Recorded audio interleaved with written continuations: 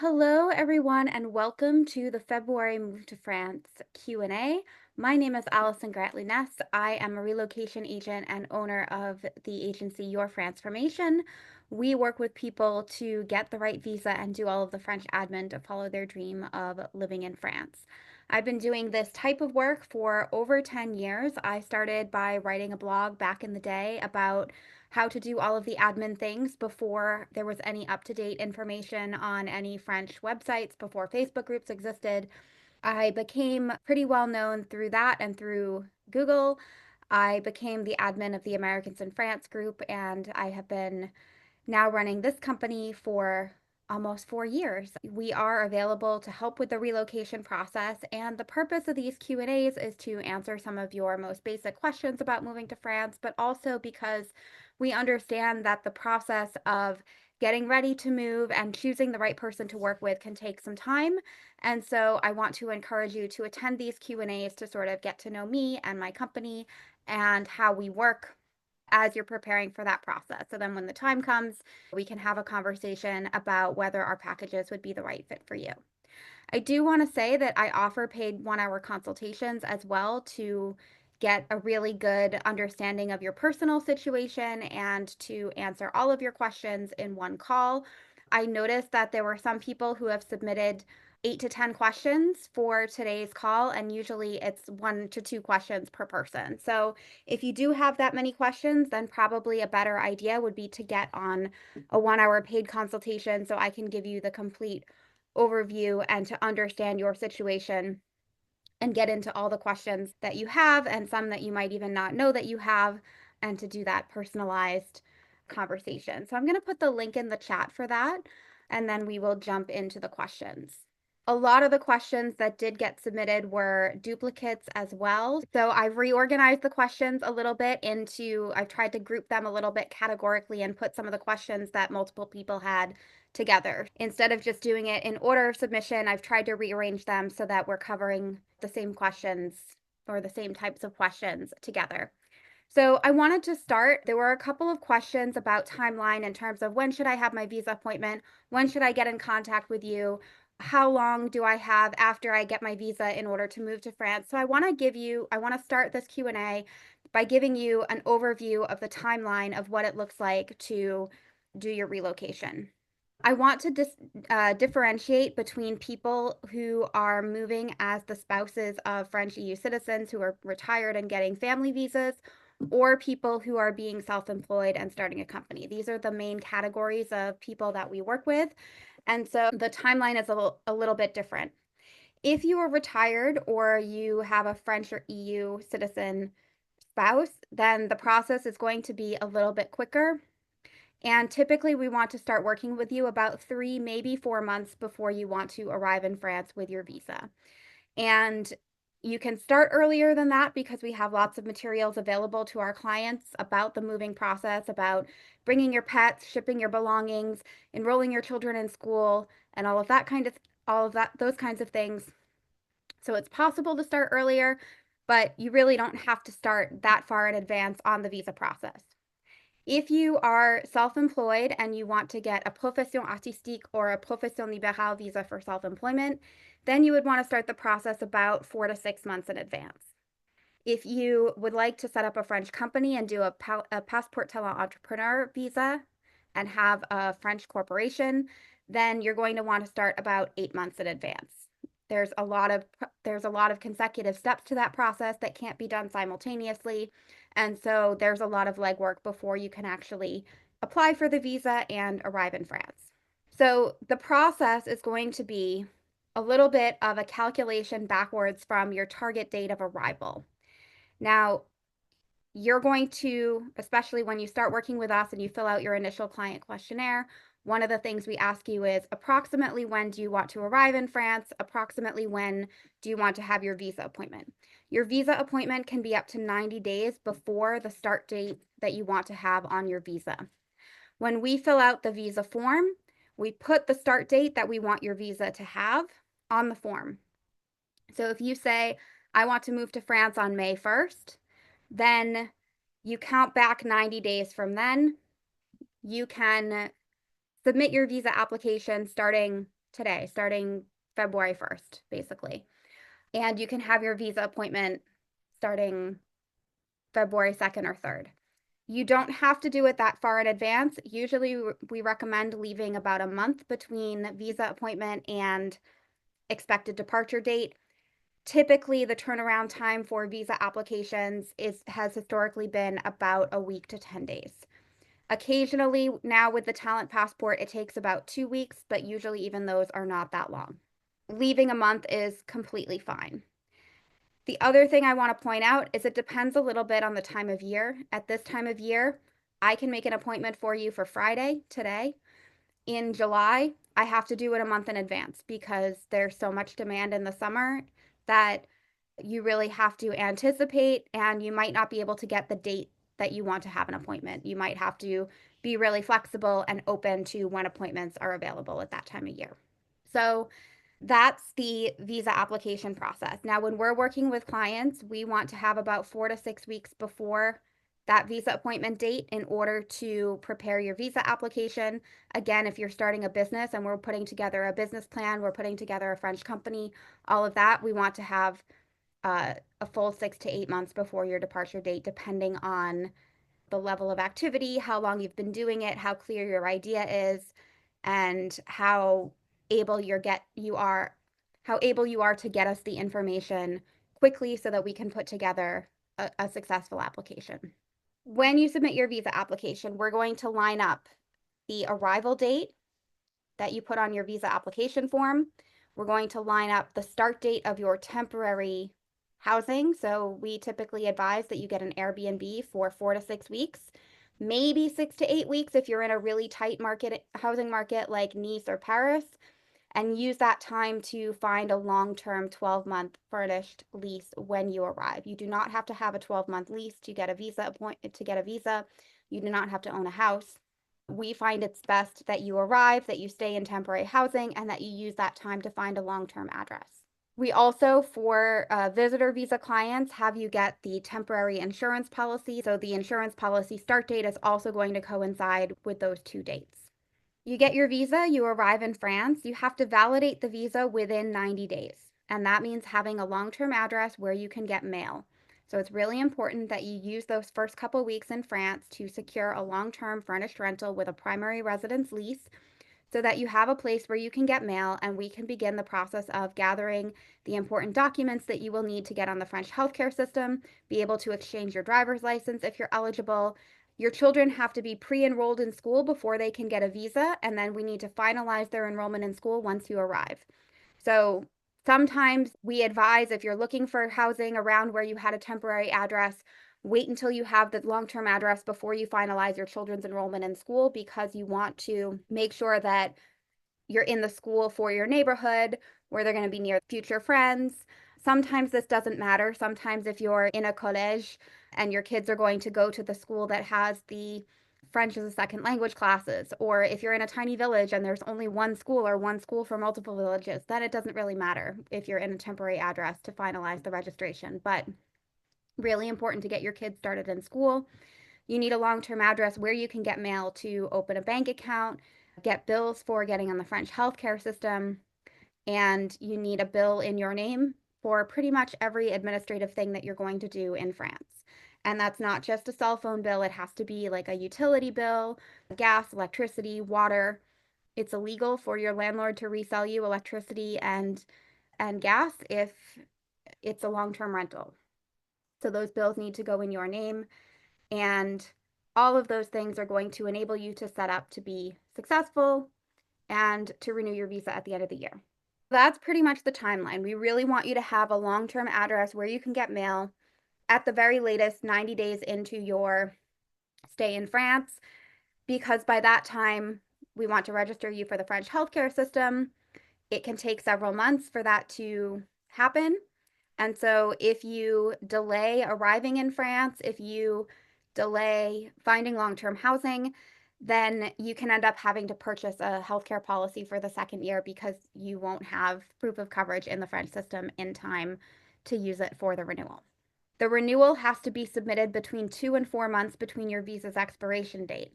So that means that you don't have a ton of time after that 3-month period before you have to start thinking about renewing your visa already. Finally, I want to point out that if you are starting a business, if you're going to be self-employed or registering a French company, then that all has to be done within the first couple of months too. We've had some people, I've seen on social media, some people recently where one person got to her renewal appointment at the prefecture and for whatever reason had not set up her micro entrepreneur activity. She never registered as self-employed after getting a self-employment visa. And so you get to that point and it's a little bit too late and you're going to have issues. This wasn't our client, it was just somebody I saw posting on social media. So I don't really know what happened in that story, but it's not great. It's not great. So yeah, you don't have to enter France on that day, that's the start date of your visa. However, you don't want to delay too much and you're going to want to have reservations from that start date. Okay, so that pretty much covers the timeline.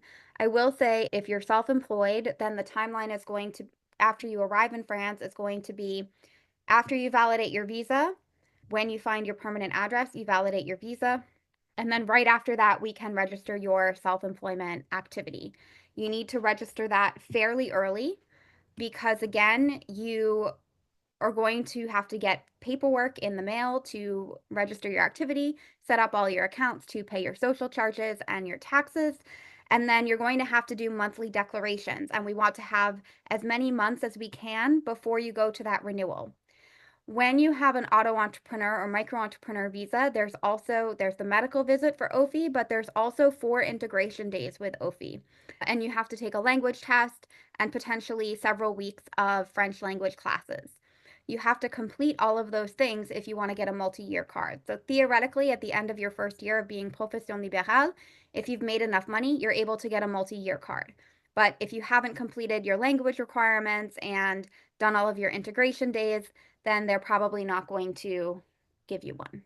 Okay, so this is going to bring me to one of Margaret's questions, which is about our assistance in this process. So all of the things that I just covered from preparing the visa application through the renewal, those are all things that we cover with our clients. So our clients, depending on the visa type, start working with us between 3 and 8 months before they want to arrive in France. And usually it's about 6 months after that we have done all that we can do to submit everything. And then at that point, it's just us responding to follow up. If you get a letter from the healthcare people, sometimes that can take until after your renewal. It really depends a little bit on where you live and how quickly things go and what kind of documents you are submitting to them. Okay, so Margaret asked, we need extreme handholding during the process for translations, appointments, arrival assistance, health insurance, registering at the prefecture, applying for healthcare, driver's license, renewals, tax professionals, and estate planning. Yeah, so we do all of that. And I'm going to put another link in the chat, which is for getting a quote from us. We're not accountants and estate and financial planners, but we do work with some. So we're happy to give referrals to our clients. Same thing for the health insurance. We always get multiple quotes for our clients so that you can review the policies and pick the one that works best for you. You know, we encourage you to get multiple quotes and see what company you like better, who you want to work with. You know, you should have a policy that you feel comfortable with and that you feel is the right amount of coverage. And then translations too. We will tell you what documents we need, which ones we need translated, when we need you to order them, when we need you to get them translated, and we have a list of translators that we give to our clients when we request translations. Typically, for the translated documents, nothing needs to be translated for the visa appointment. When you arrive in France, there will be some translations that are needed. Most of them are related to the children's residency permits and the driver's license exchange. At that point, the driver's license documents have to be less than 3 months old, so we don't have you order them before you arrive. So we tell you every step of the way when you need to order a document, when you need to get a translation of it, and we ask for it when we're ready to begin that thing so that documents don't become out of date. Margaret also asked, do we assist with property rentals? And as part of the visa process, and can I have a consultation to cover the process in detail? Okay, so I put the consultation link in the chat already. I will put it again because I think it doesn't show up if you join after the link is posted. We do not do property rentals ourselves. However, we work with somebody who's really good, and she works virtually with people all over France, but is really able to work with and advocate for you with local agencies. And they've found some really nice places for some of our clients who have been Americans or Brits who have no French income, no French relatives, because those are things that can be really difficult. So I know there's a question that is going to come up later about Garant Me.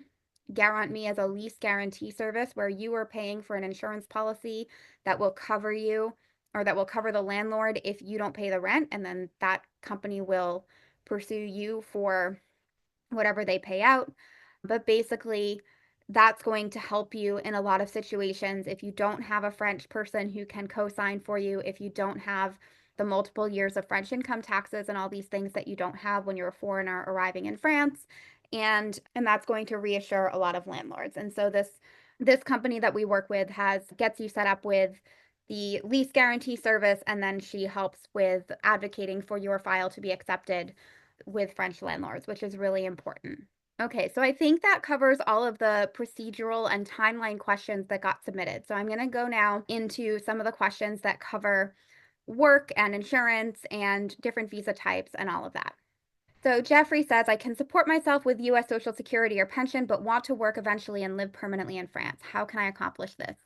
Okay, so a couple of things. If you have financial resources from Social Security and you declare taxes for 5 years and you are showing for 5 years that even though your income isn't taxable in France, you have sufficient financial resources, then you are more likely to get a 10-year resident card. Now, I hesitate to, or I'm careful about what I say about the 10-year resident card, because technically the visitor visa does not automatically lead to a 10-year resident card. And if you don't have good financial resources, then it's very likely that you will continue to renew a 1-year visa each time, because awarding you a 10-year card at some point could then grant you the right to get certain benefits like unemployment and minimum basic income, called the RSA, which they obviously want to avoid giving to people. So that's part of why they want you to prove that you can support yourself for the visitor visa. There are circumstantial cases of people who have been on the visitor visa and retired for more than 5 years, and then who show that they've submitted their taxes for all those years and then request the 10-year card. I'm really careful about advocating for that. One, because we don't know what's going to happen in the next 5 years, and the tendency is towards giving those out even more conservatively. And two, it's really not a guarantee, and it's very much anecdotal. So it's not a path that I recommend. If you want to work, you either have to be sponsored by an employer. This may involve getting work authorization and the company proving that they tried to hire somebody in France who could do your job and they couldn't. Or in many cases, we work with clients who have had a career and who've had traditional jobs and who are now going to be self-employed in France because there's not an obvious path to being employed in their field in France. Now, you mentioned Social Security and pension, so I'm going to point out too that even with French people in France who are trying to find work, there's also a not insignificant ageism problem. And there is quite frequently unemployment among people in their early 50s and beyond that can pose a big problem. And so it's not super easy to get a job once you are getting close to retirement age because, one, you're expensive in terms of salary. Two, companies don't necessarily want to invest in you because they figure you're going to be retired in a few years anyway. And in fact, I've seen quite a few articles and videos on French employment blogs for managers and entrepreneurs and company owners that talk about how being a senior at work is being above 45 or even younger in some cases, which is crazy. So I would look into potentially thinking about self-employment. You don't have to necessarily work full time because what they're looking for is 1,800 euros a month from the self-employment. If you have a spouse from the Schengen zone, how would this affect your visa? So if you have a European spouse with an EU passport, You would instead apply for a carte de séjour as the spouse of an EU citizen after you arrive in France, and it has to be done within the first 90 days. This gives you the right to work. You do not have to get work authorization or anything like that, but the EU spouse has to be exercising their treaty rights. So this means that one, they're covered by a healthcare policy until they're eligible to get into the French system. If they're not working in France, that means having a private policy or being covered by their EU country until they've been in France for more than several months. Two, it means that the EU spouse has sufficient financial resources to sponsor you. Now, this means net minimum wage, 1,500 euros per month. It can be in regular recurring income. It can be salary, which is above minimum wage. It can be self-employment income above that amount. It can be uh, cash savings. It can be a combination of savings and rental income and dividends and whatever. All of that would be fine, but financial resources and insurance. There's a question a little bit further down that I'm going to jump to now from Alice, who talks about being concerned about applying for the spouse of an EU citizen visa or carte de séjour because of that period of uncertainty between when you apply and how long it takes to get the card. And I do want to point out that it can take over 6 months after you've submitted the application to actually receive the carte de séjour. And we have some clients that we applied for them at the beginning of the year. I think it was about 1 year ago, and she just got her card in late November. It took a really long time, and during that time, she basically had a piece of paper that said that she had submitted her application, and then she had a piece of paper that said your application's approved, but it can be really tricky. As US citizens, typically you don't have an issue traveling in and out with that paper. However, when they put in the entry exit system, I think that that paper is not going to be sufficient. Is it possible to apply for a different type of visa, like a visitor visa, and then switch over? Yes. Is it a good idea? Maybe, because it gives you a more clearly defined start date for your arrival in France, and it gives you paperwork for those first couple months, basically. All right, moving along. Olga, do we need one adult or both adults for the family to apply for micro-entrepreneur visa, or can second adult and children be under one visa? Okay, so each family member needs a separate visa application and needs to have a separate appointment and needs to bring a complete pile of documents to VFS and have them take the passports, process the visa application, etc. If one of the adults is rejected, all of the applications in the same group will be rejected. For the micro entrepreneur visa, it depends a little bit on what you plan to do. There's a couple ways you can do this. A micro entrepreneur visa only grants the spouse the right to get a visitor visa. So if the spouse wants to work, then either they have to qualify for their own visa in terms of getting sponsored for a job or setting up their own micro entrepreneur business or something, or they can get a visitor visa under the micro entrepreneur activity of the first spouse. One of the alternatives, if both partners are self employed, sometimes you can be in two different businesses, or you can be in the same business with one of the spouses as something called a conjoint collaborateur. Now, this is a special tax regime that you have to be married in order to do, but basically it means that it is a couple working in the same business. There's one set of invoices, there's a slightly higher amount of social charges to cover the second person, and you can do this for up to 5 years. Typically, an example of this would be you have somebody who's a handyman or a plumber or something going out and doing jobs all day, and the spouse is at home doing the secretarial work like the invoicing and making the appointments in the calendar and all of that. So, one business, one set of invoices, two people who are married. Sometimes what's easier for the visa application is to do a conjoint collaborateur business application so that both people are on the business plan, both people get the self-employment visa, and then you can make a choice. If you are in the same business, then you can register as one business or you can register as two separate businesses. If they're totally unrelated, I say you each need a business plan and you each need to have your own micro entrepreneur visa that is separate. We have one couple that this worked really well for. He was a tech support guy doing websites and things. She was a graphic designer and did some copywriting. And so they often had similar clients. So they decided to register one business and be conjoint collaborateur. It depends a little bit on how you want to do that. Is it legal to work remotely for US clients under the VLS TS visa? Okay, so first I want to clarify that VLS TS stands for Visa de Long Séjour valant titre de séjour. So this is a 1-year visa that is validated with OFI and that is for 1 year. It covers many different types of visas. So you have not only a visitor visa, you also have a vie privée visa as the spouse of a French citizen. You have the micro-entrepreneur profession libérale visa that is for 12 months. You have a classic entrepreneur visa. You have a classic salarié visa. There's lots of different visa types that VLSTS applies to. Working remotely for a US client would be possible if you're a micro entrepreneur.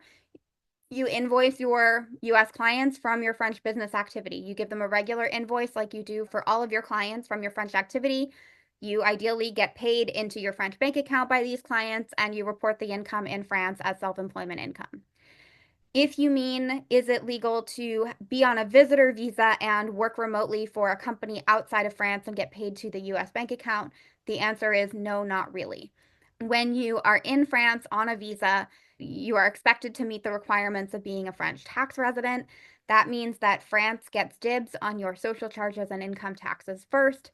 And in that situation, you need to be properly registered to pay those. Either the company needs to be registered and to have you registered as an employee in France, which involves sponsoring you for some type of work visa, or you need to be self-employed and you need to be invoicing clients and reporting the income accordingly. So when you're self-employed, when you have a French company, you can invoice clients anywhere in the world, doesn't matter. But you need to follow the rule of butts that we like to call it.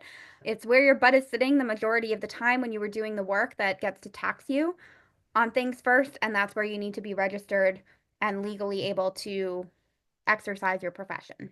All right, that was Alice's question. All right, we're going to move on to some questions about insurance. So Sibyline asked, we're a couple in our 60s and healthy, about to start our French visa application very soon. Is there another type of health insurance to buy online from the US that is cheaper than the $30,000 one, which is very expensive for us? Okay, so the $30,000 health insurance policy is not, that's not the cost of the policy. That is the coverage amount of the policy. So the requirements for the healthcare policy for the visa are as follows. It has to have 30,000 euros of coverage in the entire Schengen space, valid for 1 year, zero deductible, includes repatriation. So there are lots of different policies that offer this. You want to avoid things that are called travel insurance because travel insurance is not going to cover you for the full 365 days. It's going to cover you on trips up to 90 days within 365 days, which is not the same thing. You also want to avoid, I would avoid the VFS policy. There are policies that are way better, and I think it's really shady that basically they've told some of our clients at their appointment, oh, we don't know that company, or if their insurance policy is sufficient, here, buy this policy, and they take out their QR code for you to buy on the spot. And I think that's really shady, and I don't like it. Like I said, we always give our clients at least 2 to 3 quotes in the weeks leading up to the visa appointment because we think it's really important for you to understand and compare. So it doesn't cost $30,000. It's typically in the 2 to 3,000 euro range for a good policy. It depends a little bit on your age. There are certain ones, most of them do not cover pre-existing conditions. So it depends a little bit because you're going to want to try to get medications and things covered for a couple of months before you leave, and then it takes a little bit of time to get into the French healthcare system, so it's possible that you could pay out of pocket for some things when you first arrive. However, I want to point out, a doctor's visit in France costs 30 euros. If you go to the ER, 18 euros. You know, nobody's asking for your credit card before they'll treat you. You're not going to be refused care until you hand over a couple thousand euros in cash. So you don't have to go for the most expensive policy. And if you're fairly healthy, that catastrophic policy is sufficient. And we just need to get you into the French healthcare system as soon as we can. If you're self-employed or you're working, your ability to register for the healthcare system begins when you register your business. That's another way that you can start to get into the system a little bit faster because you'll be paying in from the time that you make your first income declarations, even if the declaration is zero. Sometimes we work with people who are a little bit concerned about how long it's going to take. And yeah, sometimes the easiest way to do it is to be self-employed and to be paying in from the beginning, from when you arrive in France. Elizabeth, I understand we need to buy an insurance policy for the visa. Do we need to keep it for our entire stay in France through to the 1-year renewal process, or can we cancel it once we are in the French healthcare system? So the bad news is that it's probably going to take most of the first year until you have evidence that you are enrolled in the French healthcare system. Most of the policies that I just laid out that are in the 2,000 to 3,000 euro range are a one-time fee upfront. There are some policies that exist that are month to month that you can cancel, but they tend to be like $400, $500, $600, $700 per month. So they're far more expensive than the 1-year policies that you cannot cancel after they start. We advise sending in your French healthcare registration right after the 3-month mark so that you maximize your chances of being on the French healthcare system and having that proof of coverage from Sécurité Sociale before you submit your visa renewal. Now, there are some people where, for whatever reason, it just takes a really long time. We try to anticipate this by reviewing your documents even before you have your visa appointment, making sure that everything's in order and that you shouldn't have any document problems. There's a question about that later that I'm going to get to. But sometimes you just have bad French admin karma and there's nothing we can do about it. And even though you keep sending them copies of different documents, they don't like you for whatever reason, and it takes extra time. So ideally, you should not have to renew that private policy. You should not have to pay for it for a second year. In practice, usually we have like one person a year who's just really unlucky. So we try as much as possible to review all the documents in advance and make sure they're in order, but there's always somebody who just has bad luck. I also want to mention too that the requirement for showing proof of health coverage for the visa application primarily applies in 2 situations. One is when you're applying for the visitor visa that requires coverage. 2 is when you are the spouse of an EU citizen applying for a carte de séjour in France. The family has to have healthcare coverage.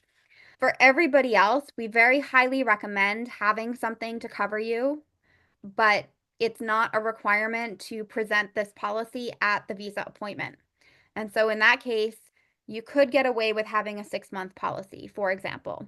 Sometimes we still recommend having the full year because, again, it can take time for all of the documentation to be finalized, but nobody is evaluating your policy at the visa appointment level to make sure it is sufficient. Carolyn, if we decide not to move but spend 6 to 8 months a year in France, what would our health insurance needs be for the time we'd spend in France? If you're spending 6 to 8 months a year in France, you have moved to France. And I would recommend being on the French healthcare system. You do have to make sure that you're spending more than 6 months and you're filing your taxes and that you're maintaining a residence and that you have utility bills in your name, and it has to be the place where you spend the majority of your time. If you're doing a temporary visa that's not renewable and you're applying for a new visa each year, then you could get a private insurance policy for 6 months when you go. Sibylline, what is the name of the long stay French visa for people who would like to retire to France? VLS TS or VLS? Okay, so VLS TS, again, that means Visa de Long Séjour Valant Titre de Séjour. That is the 1-year visa that you validate when you arrive, that then becomes your Titre de Séjour, which is then renewable. If you get a VLS, or VLST, that is the Visa Long Séjour Temporaire, that is not renewable. It can be valid for anywhere from 4 to 12 months. You have to leave France at the end of it. It is not renewable. Don't apply for the French healthcare system. Don't try to exchange your license. Don't try to renew your visa. Just go home at the end. I want to specify that for retirees from outside of France, it's a visitor visa.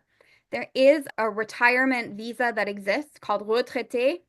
That is for if you have worked in France for a French company and you're entitled to a French pension, you can get a resident permit with the name of retraité or retirement. But we don't even put that in our visa book because in 99% of cases, you're going to be visitor, and we found that it was just confusing people to even talk about that.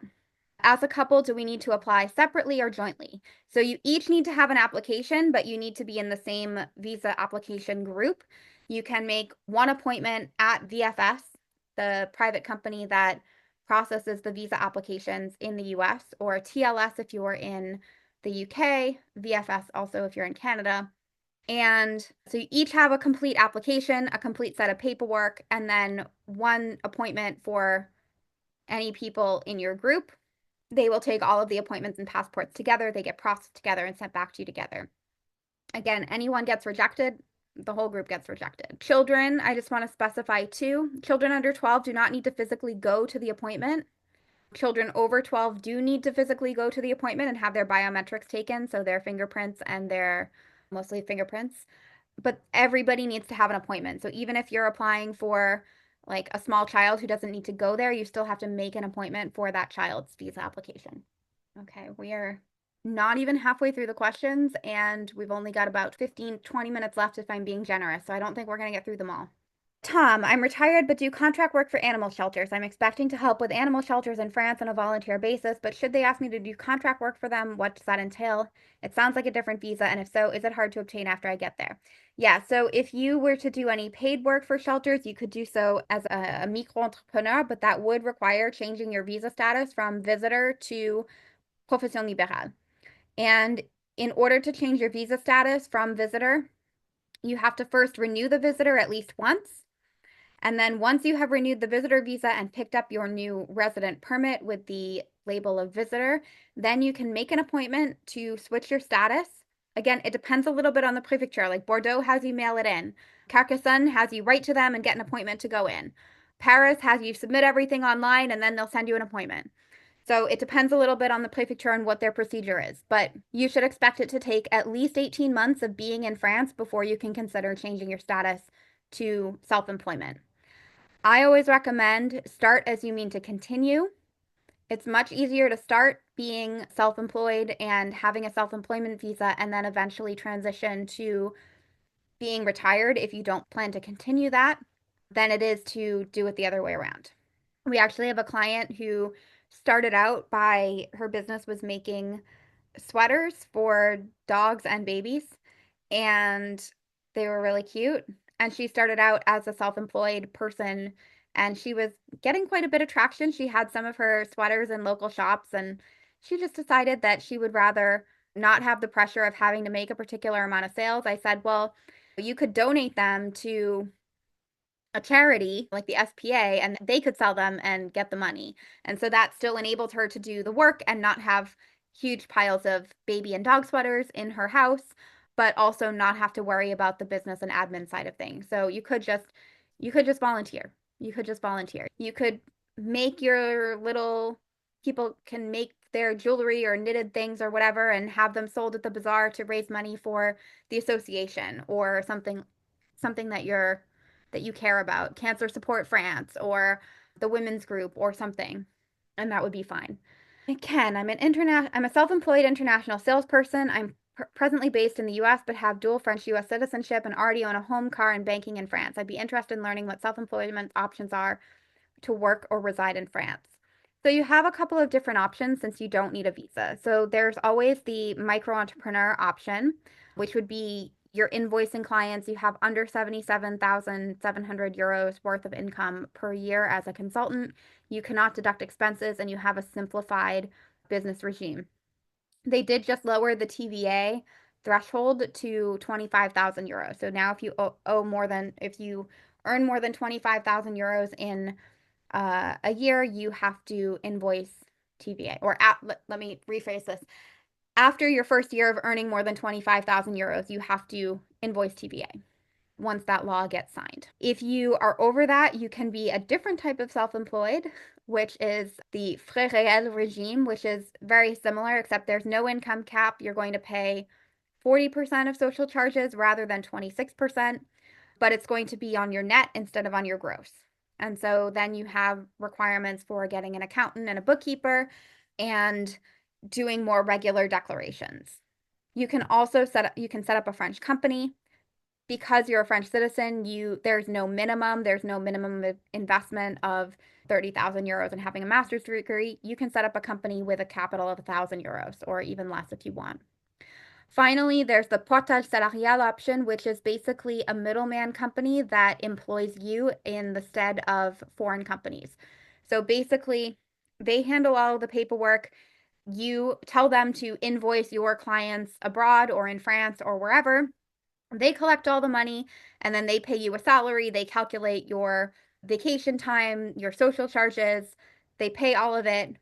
And for people who are not French citizens or EU citizens, this is possible to self-sponsor for a salaried worker visa type if your salary is over 54,000 euros and it would be a passport talent qualification. But if you're a French citizen, then there's no minimum. So those are the main options. They're all covered in our book Foolproof French Visas, and there's actually a chapter on self-employment that covers the differences between, or sorry, working remotely that covers the differences between your options if you are a French citizen or the spouse of a French or EU citizen and don't need a visa to sponsor you in order to work versus what if you do need the visa that enables you to work and how can you get a visa option that allows you to do that. I'm going to go ahead and put the consultation link in the chat again, and we can go on. Okay, so next question, also from Ken, is related to question 1. What general taxation, health insurance, and retirement options would there be if working from France? So you would have to pay French social taxes, and France would get to tax your income first. You would have to have a look at the specific French tax treaty provisions about your other types of investments. You would want to keep retirement contributions and things in the US as a US person, but you would be paying into the system, into the French healthcare system based on your work and social charges. So you would be able to be covered in France. Keith, if we take regularly prescribed medications, can we bring it with us until we are eligible for French healthcare? Yes. So I advise bringing a 90-day supply of medication, potentially not dropping your US healthcare coverage until you're on the French system, depending on the frequency and cost of the medications that you take. You can go to a French doctor before you're on the French healthcare system. You can bring your prescriptions to the French doctor and get an equivalent French prescription and pay out of pocket and potentially get reimbursed either by your US insurance if you're still covered and they'll cover things abroad, or if you've already registered in the French healthcare system and started the process, then they will typically backdate to the date they accepted your application. So if you keep your receipts, you can get reimbursed for some things even before you have proof of being in the French healthcare system. There is a website where you can look up your medications to see whether or not they're available. And you can also look up the prices of how much medications cost in France. Senator Tammy Baldwin of Wisconsin did a post a couple months ago before the election where there was some bill about lowering the drug prices for seniors. And I looked up the cost. She had the cost from before the cuts and then the cost from after the cuts. And I looked up all the medications in France and they were less than half the price of the less expensive price that was supposedly this big win for senior citizens in the US. I don't remember those numbers off the top of my head right now, but it was really quite striking. You can look up the cost of medication and then you'll be aware of how much things would cost if you did have to pay out of pocket for whatever reason. And I would wager that unless you're on like a biologic, the cost is not going to be anywhere near as much in France as it would be in the US. Even if you're on a biologic, it will still be less here than in the US. Is it difficult to ship our car to France from the US? We have an almost new car and don't want to sell it and buy one in France. Do not ship your car here. Do not, do not, do not ship your car from the US to France. If you have a UK car that has a certificate of conformity because the UK used to be in the EU, then you can ship your car. If you have a US car, do not ship your car. You will pay thousands of dollars to ship it. You will pay thousands of dollars to have it evaluated to see if it can be issued a certificate of conformity. It will take more than a year. You will not be able to register or drive it.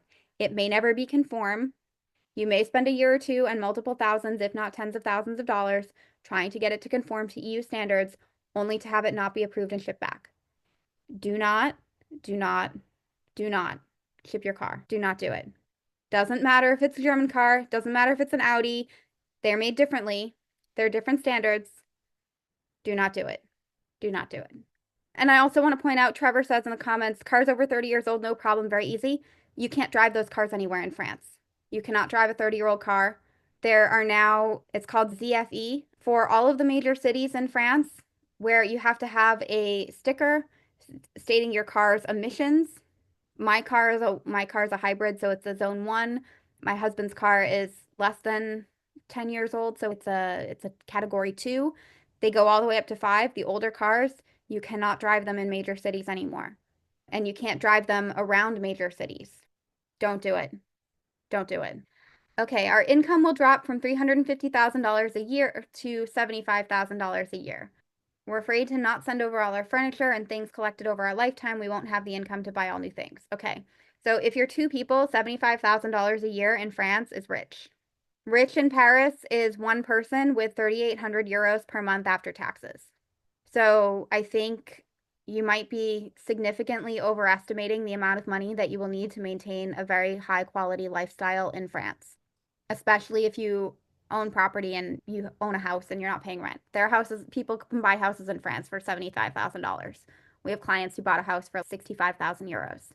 The thing about France is you don't need to have $3 million in the bank and in retirement accounts to have a good quality lifestyle because nobody has that much. And you're not one cancer diagnosis away from medical bankruptcy. My husband is a cardiologist, and if we moved to France, how would it work for him to transfer his medical license and credentials? It would not. Unfortunately, there is no real good way to get non-EU medical credentials recognized within the EU. He could do some placement tests, but it would be very, very likely that he would have to redo most, if not all, of medical school in France. So it is not really feasible to get those credentials transferred. Mindy, is it possible to do a scouting trip of 6 to 8 weeks and then file for your visa and head to France later in the same year? Yes, before you have a French visa, you have to follow the 90 out of 180-day rule for being in the Schengen. That means in any 180-day period on a rolling basis, you can be physically present in Schengen for up to 90 days. That means if you leave and come back, you can be here for 90 days and then leave for 90 days, or you can be here for 30, leave for 30, be here for 30, leave for 30, etc. However, once you apply for the visa, that doesn't have anything to do with the 90 out of 180. So you can spend 90 full days in France, go back for 1 week, apply for your visa, get your visa, and be back in France 10 days later, now with this visa that leads to a resident permit or a temporary visa. So not a problem at all. If you're unsure where you plan to live and want to rent in a few different areas before deciding, how do you set up a bank account, cell phone plan, get on national health care, etc.? And do I just wait to have the stuff shipped over until after I decide? So it's really important to get a long-term address and get set up in France with a residence within those first 90 days so that you can validate your visa and do all of the admin things that you just talked about. So my advice would be you still want to find a home base, get a temporary Airbnb, find a home base near that. You can still travel around, but you need to maintain one address where you can get mail and where you regularly check the mail for the first however long. Once you get onto the French healthcare system, you get your bank account set up, whatever, you can change your address on everything, but you don't want to be changing your address multiple times and certainly not multiple times per year. My recommendation would be commit to an area for a year. Take some trips. Like I said, if you want to travel to different areas, fine. But wait until you renew your residence permit at least once and then move and change your address. Or if you buy a house, you change your address on everything when you move into the house. But in some places, the change of address can take a really long time because that's not where they're dedicating their personnel hours, is not to changing addresses. And if you have items that are in progress online and you try to renew your visa, sometimes the site can glitch because you have something that hasn't been completed, even if it's not your fault that it hasn't been finalized. Hello, much of your focus is on younger persons who are still working. Not really. I would say about 40% of our clients are self-employed and the rest are retired or they're coming as family members of EU citizens and then looking for work, but we're not working on them with it. Can you elaborate on services, housing groups for retirees over 70? Insights on forms of housekeeping, handyman, gardener, healthcare. Okay, there's lots of senior groups and things like that in most towns, and most towns have a lot of things that are organized for senior citizens. In terms of services like housekeeping, handyman, gardener, etc., there are tax credits for those things where you get a 50% discount on the cost of those services as a refundable tax credit on your French income tax.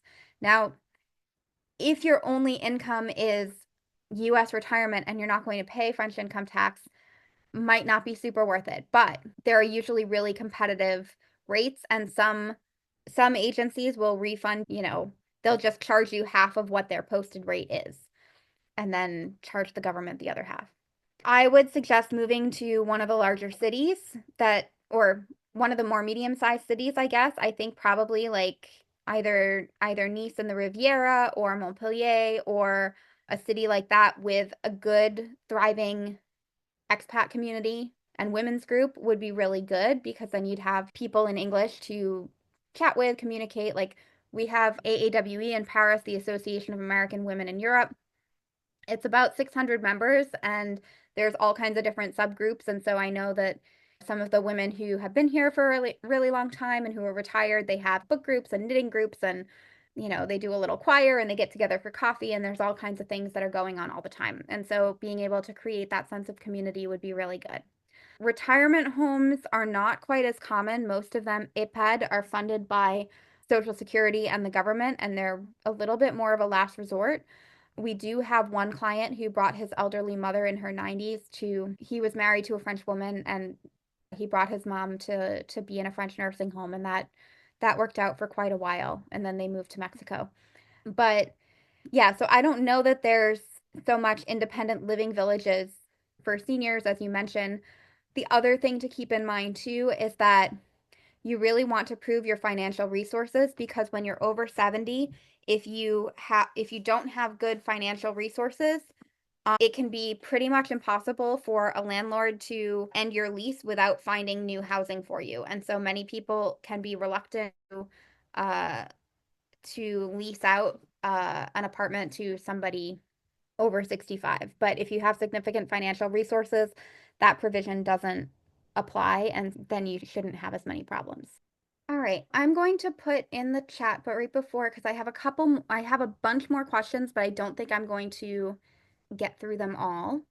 But I am going to put in the chat if you do want to receive a proposal from us about how we can work together on the things that we discussed. Again, typically we want to start working with you 3 to 4 months before you arrive in France for visitor and family clients, 6 months for self-employed people and profession artistique, and about 8 months if you're looking at starting a company. We also do certain a la carte things. So if you have arrived in France and you started doing stuff and then realized you're in over your head and you're pretty sure you missed something, but you don't really know what, we have a questionnaire that we can have you complete to assess if you've done all of the things that you need to do. Let me give you a link to that now too. So if you've already been in France more than, let's say, 3 to 6 months, you've started doing some things, but you're not sure if you got everything, you think you might have missed stuff, you want to check your progress on everything and then get a custom quote for the things that you might have missed or you might still need to do, you can complete our French Relocation Admin Success Survey and get a custom report for what you've done, what you still need to do, what we can help with, what we can refer you for. So I just stuck that in the chat, and then the Google form right above that would be if you just directly want a quote for one of our relocation packages or a custom package based on things that you've said you needed. All right, get a couple more questions in while we still have some time. Is there an age restriction for the talent passport visa as I will be 70 in September? No, there's no age requirement or maximum for any of the visas. Our oldest client was 93. That was the woman who was the mom in the retirement home. I did have somebody get an artistic profession talent visa who was 83.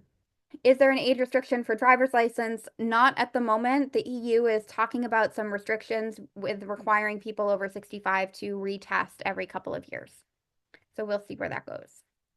Shola, how to find rentals in Paris or outside of Paris. We work with a real estate, like a chasseur immobilier who seeks rentals for people who are foreigners arriving in France. And we found that that's the best way to get something good, to make sure you get a long-term residential lease and not one of these short-term, really sketchy leases that the expat agencies can offer.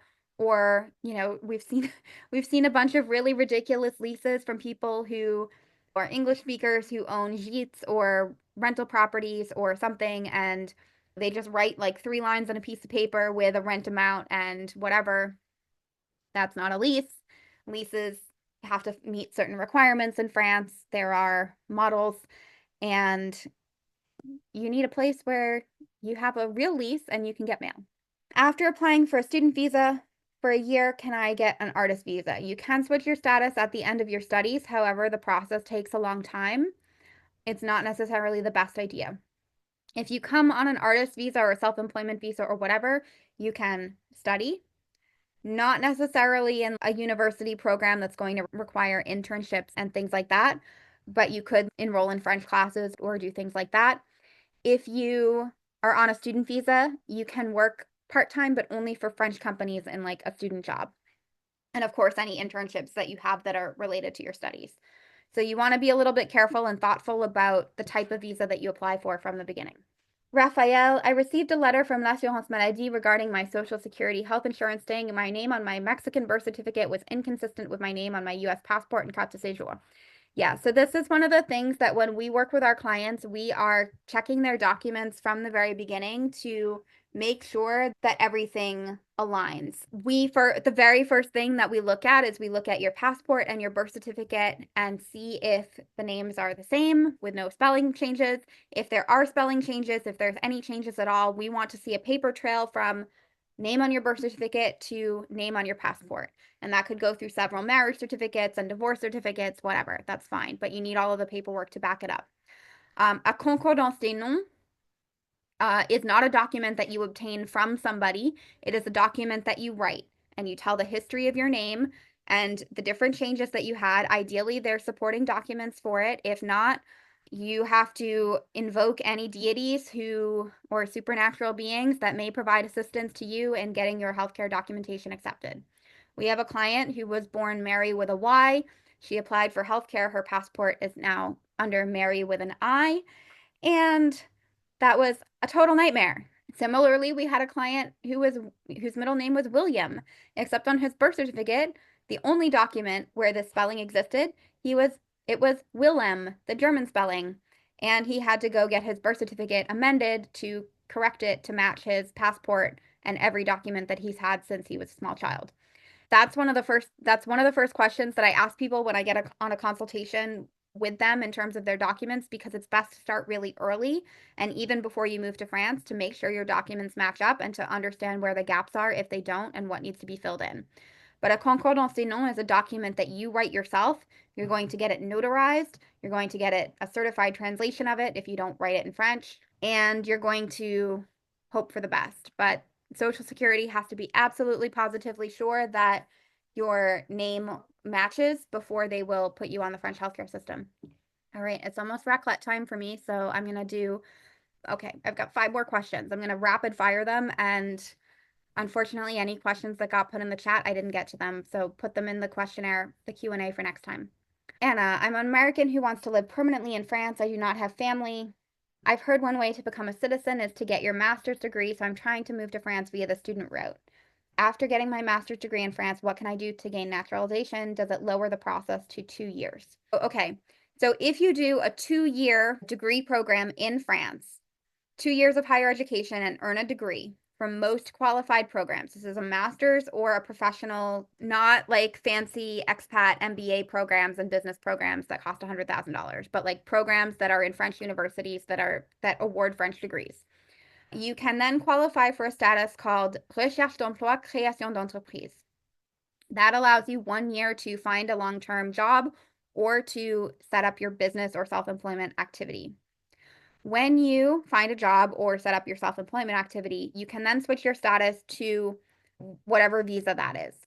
A company sponsoring you does not have to prove they tried to hire a French person, so you have what is called a situation de l'emploi non opposable. It means they can't refuse to hire you, or the French government can't refuse for you to get a work visa because you have completed this degree in a French university. Theoretically, having the 2 years of study reduces the time to apply for naturalization to 2 years. However, you need to be considered financially self-sufficient as one of the main criteria for having your application go through. This means when you're a student, even if you do not have to pay French taxes, you file your French tax declarations. You get into a CDI, and once you are out of your trial period for your CDI and you have stable work for more than a year, then you can apply. However, if you're self-employed, if you have a series of CDD, temporary work contracts, it's going to be a lot more difficult. Self-employment, they want to see 3 years of earning more than minimum wage while you're being self-employed. CDDs, they want to see like that you're not having gaps between your different types of work contracts. So theoretically, 2 years. In practice, a lot of people who apply very early on get adjourned, which means that gets pushed back. They have to reapply 2 years later. So you want to make sure that you have a degree that's going to lead to good employment opportunities and that you're looking for a job and having good internships at the end of your master's so that you can find a job that will sponsor you to stay. Melanie and Catherine asked a very similar question. I'm reading the updated version of your book. As of publishing, there was no approval procedure for Profession Libérale visa by DREETS yet. Is that still the case? And do I need to submit my business to the Ministry of the Interior for their opinion? So for Profession Libérale, you currently do not have to get your visa application or your business plan pre-approved. For entrepreneur and passport talent entrepreneur, there is a pre-approval process. Randy, we will still be receiving mail in the US. What is the best way to have it forwarded to our address in France? I'm not familiar with all the different mailbox options that exist and the different forwarding options, so you would have to look into that. But you want to be really careful because a lot of banks and a lot of different banks like know when it's a forwarding address or when it's one of those. Even if it's a street address, the bank will know. And so you want to be careful that you're not going to have issues with your bank because of using that address. Allison, is it a benefit to say that a friend who lives there is renting a room to me for the year? You can do that if you have a lease or you can have an attestation, to that effect, but that's a legal document. In that case, you would want a lease or you would want an attestation, a copy of their recent utility bill, and a copy of their ID. And yeah, I mean, they can say that you're just staying with them while you're looking for long-term housing. They can say you're living with them long-term. All right, what is the best way to find an apartment without a guarantor? Is Garant Me a good option? Yeah, so Garant Me would be one of the options. There's a couple of other ones. We have some materials about it in our client resources about the different services that exist because there's a bunch of them now, but Garant Me was the first. All right, well, thank you so much for coming. I didn't get to all the questions, especially people who submitted multiple rounds of questions.